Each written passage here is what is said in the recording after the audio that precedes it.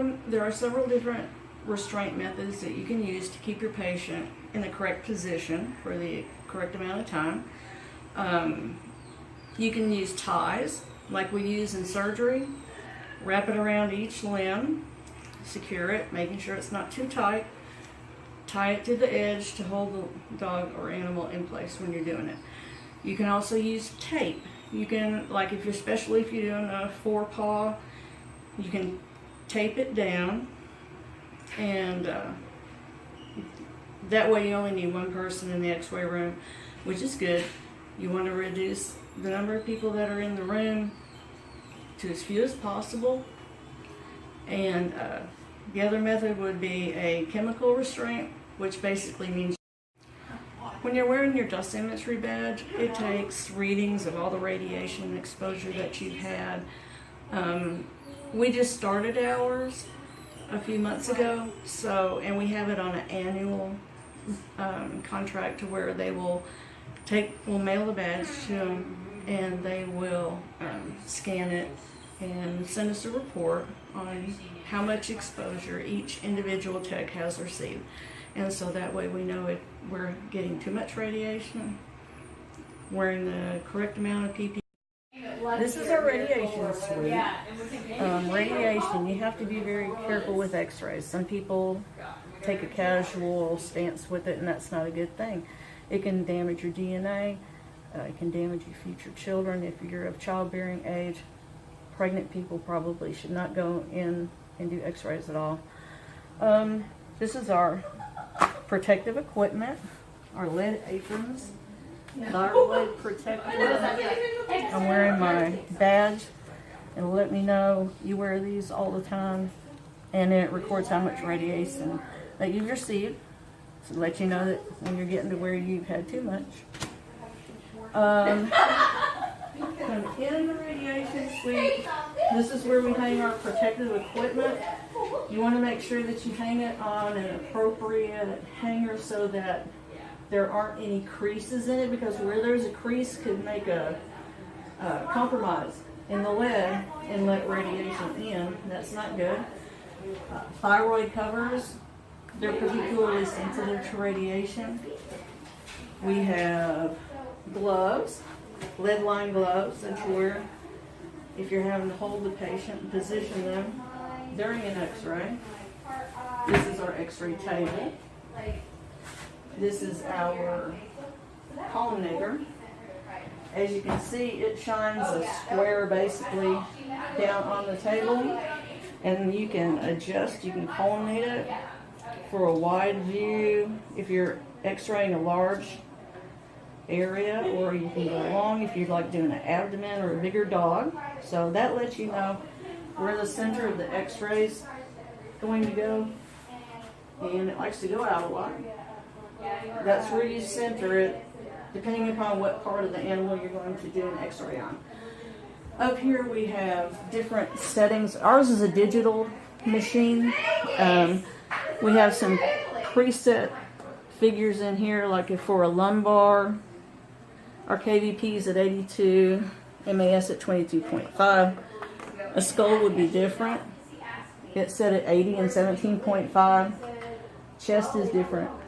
That just tells you for the size of the part of the animal, the thickness that you're going to have to go through. Changes the settings so that you can get a good picture to where it's developed enough, not underdeveloped, so you can't see anything. You don't want to get it overdeveloped. You always try to position your animal so that you only have to take as few x-rays as possible. Taking the time to take a good x-ray the first time will prevent you from having to take an additional x-ray and exposing yourself and the animal to more x-rays than what they really need. Over here, we have the computer part of it. This is where once we take an x-ray, it goes into our system. We log in the name of the animal,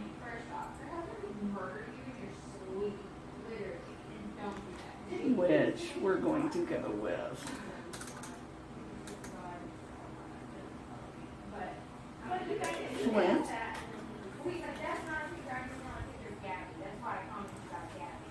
that's going to put that on our x-ray. Sex, he's a neutered male. Age, he's probably around 4. Birthday, and this parts to examine. We're going to be doing ulna radius on him. If it's for a customer that we already have, then we can go in and pull up that customer, but this is a new customer, so we'll have to enter all that in. Once you get all that in, you close and register step, front extremities, and select the view, which I did, and close. So then we're going to take our x-ray and it'll put it up on the screen and we will check it to see if it's a good view. One thing I forgot to mention was the direction markers. These go in the columnated area. I have measured Flint for his x-ray, and he was at 2.5 centimeters, so I've set the machine according to our scale. We're doing a left craniocaudal for the upper extremity, radius ulna.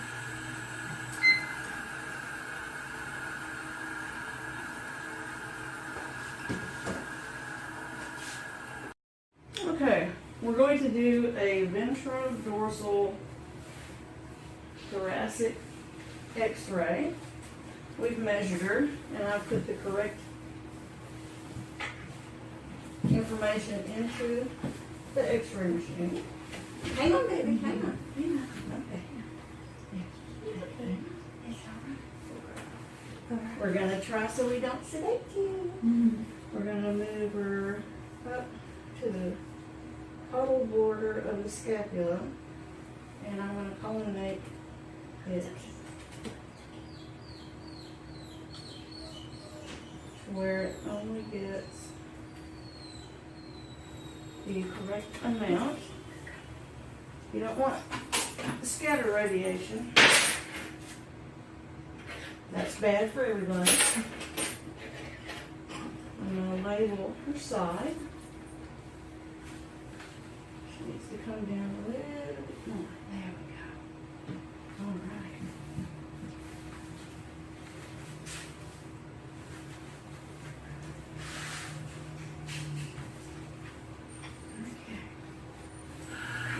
It's okay.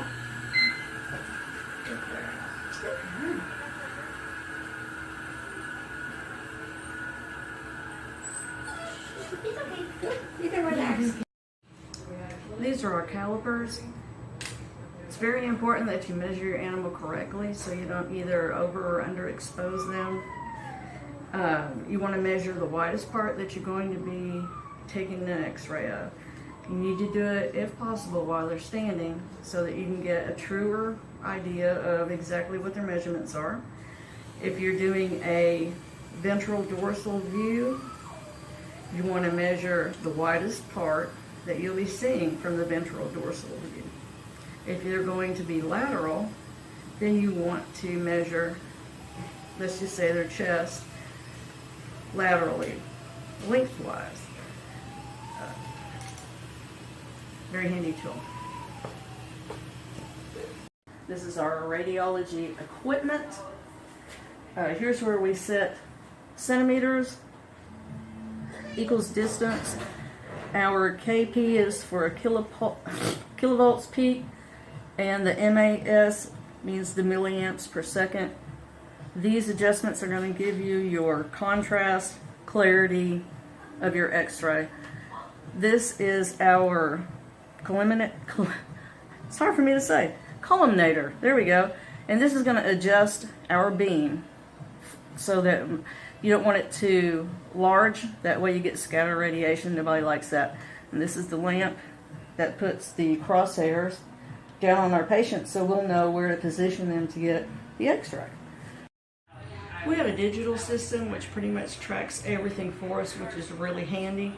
We don't have a logbook, but if we did have a logbook, what we would need to record in there would be the patient's name, their owner's name, the name of the vet clinic, and the name and address of the owner, what view we took, and how many radiographs of each view if there were multiple ones. We're going to do our contrast study today on a pup named Zoe. So Zoe is new to the clinic, so I'm going to put her information in. Let's see. Name.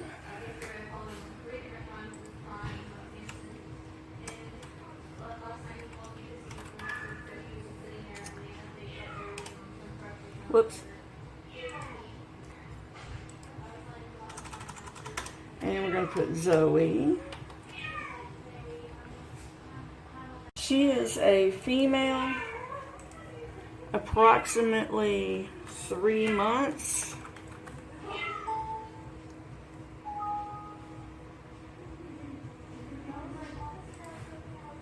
Let me try that again. I didn't like it.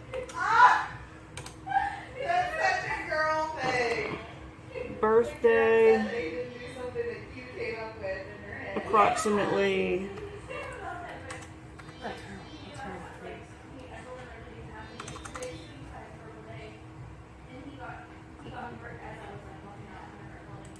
there we go. Body part.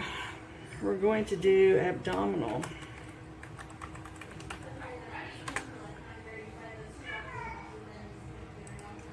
Our physician's name will be Dr. Roberts.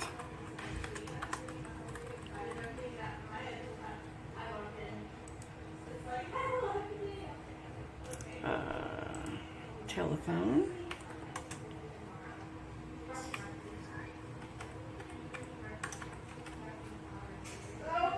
Address.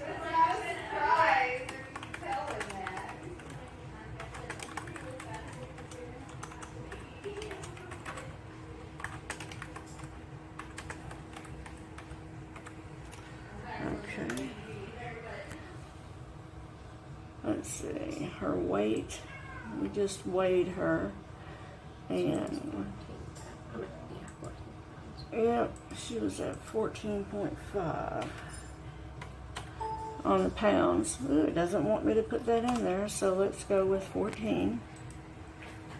And I haven't measured her yet. I'll have to measure her and come back and do that. Her description is a mixed breed.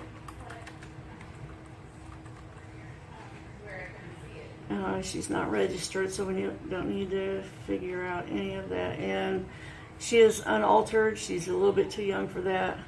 And so there we go. We're going to measure Zoe for her contrast study. We're going to take 2 measurements. One, you need to stand. You need to be standing, Zoe. Can you do that? Oh, she's so weak. Not gonna, okay, that's and measure it in centimeters. Oh, now you're gonna stand. Right now, her width is 10.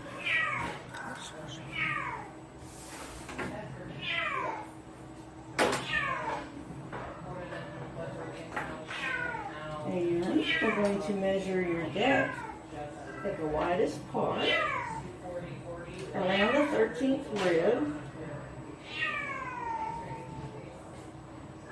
And you appear to be 14 centimeters in that direction. Alrighty. Okay, we have our barium here, and we're going to mix it with a little bit of food. Hang on, baby. To make everything go down better. Yeah.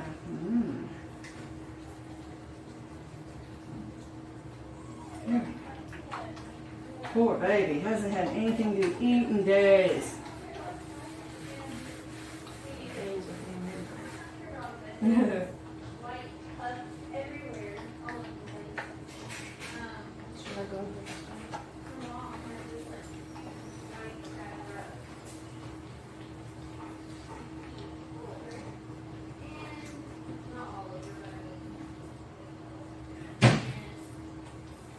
Barium, it's delicious.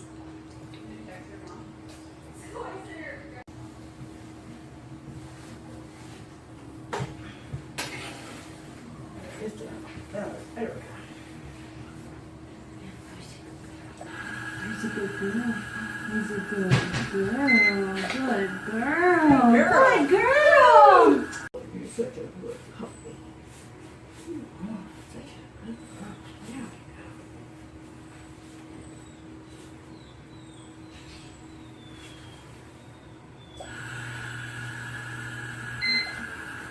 go. That should be perfect.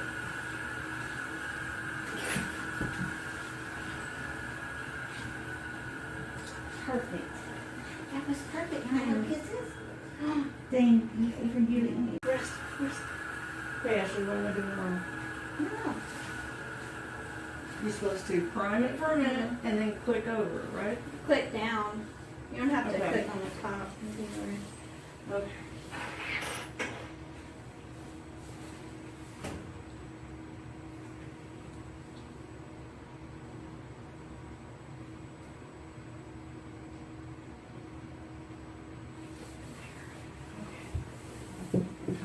One more time. Oh, girl. Oh, girl. Girl. Just lay there and pretend you're asleep. Okay. We're going to do our abdomen.